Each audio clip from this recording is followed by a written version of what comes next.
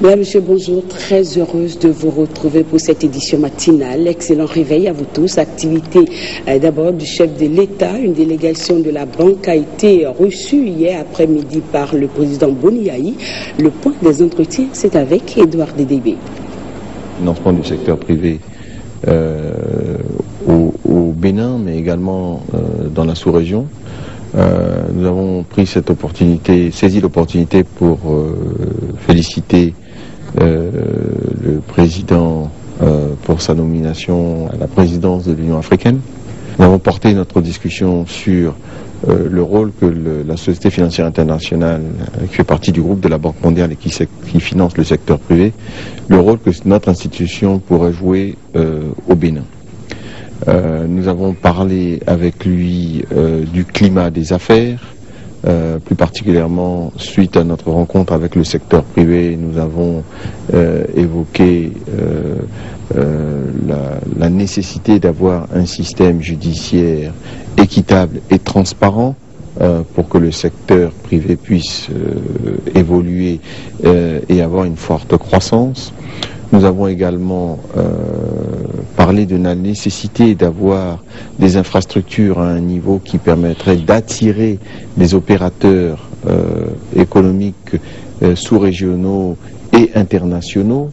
Et pour ce faire, il faut doter le Bénin d'infrastructures tant au niveau des nouvelles technologies de l'information, des infrastructures hôtelières qui soient à la mesure des ambitions de ce pays. Enfin aussi, nous avons initié de façon très particulière, et pour nous c'est dans un secteur clé, un partenariat public-privé avec le gouvernement pour la construction d'un hôpital à Cotonou. Dans ce contexte-là, j'ai visité avec mes collègues le CHU de Cotonou.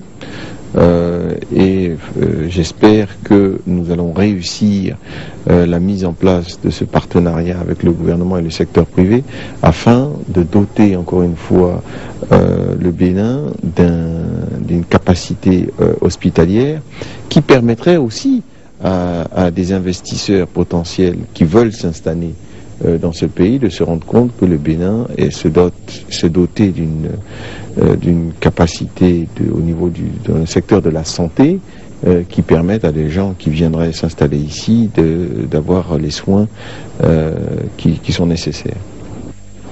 Suite à la désignation du chef de l'État comme président en exercice de l'Union africaine, les réactions fusent de toutes parts. Écoutons celle du médiateur de la République, Albert Théoïdré. Il est au micro de Clotaire avec nous. Être immodeste, qui a toujours été prudent pour ne pas jouer de manière donc quixotesque dans la cour des grands, n'est-ce pas, est reconnu comme un pays sérieux. Elle est reconnu comme un pays sérieux qui est au carrefour de millions de consommateurs, qui est active dans la coopération scientifique, culturelle, dans la coopération d'intégration régionale, qui est fidèle à ses promesses. Ça, c'est une chose. Deuxièmement, dans le monde où nous vivons aujourd'hui, dans l'Afrique d'aujourd'hui, il est important que le Bénin joue non pas l'exemple, mais montre qu'il y a une Afrique qui démocratiquement se prend au sérieux. Nous sommes un pays qui avons toujours respecté aujourd'hui, depuis notre renouveau démocratique, nous respectons l'alternance. Nous sommes un pays qui faisons en sorte que les autres nous regardent comme étant un partenaire. Et non pas que nous voulons dominer personne, nous ne cherchons pas à le faire, nous ne voulons pas le faire. Donc on nous prend pour un petit pays. Je dis souvent, c'est un point sur la carte.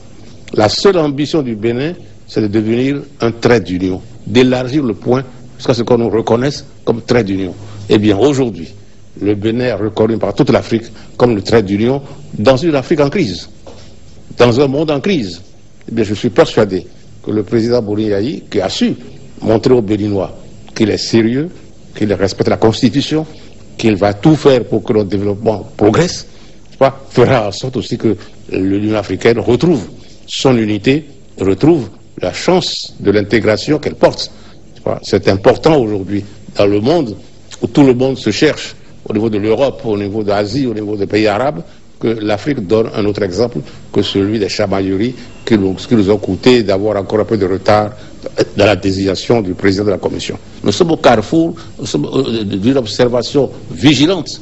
Et donc le président de la République aura beaucoup de travail, et devrait être disponible pour que la partie qu'il va jouer pendant un an, soit une partie heureuse pour l'Afrique. Des jeunes d'Afrique ont émis l'idée d'aller à la rencontre du chef de l'État, le président Boni.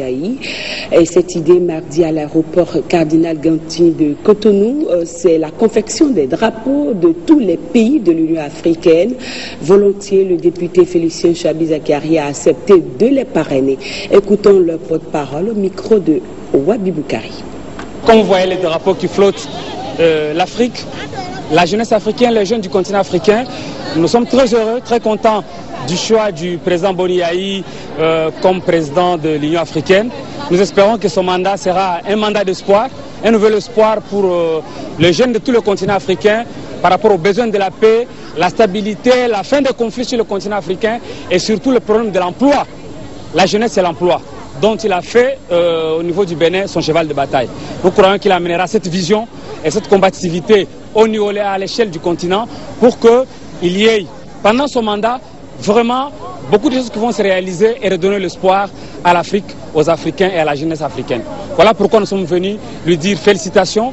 Nous sommes venus lui dire que l'Afrique, sa jeunesse, est déjà au rendez-vous de ce mandat pour l'accompagner, pour le soutenir et surtout pour lui dire que nous avons foi et espoir que ce mandat sera un mandat d'espoir pour le continent africain. Après sa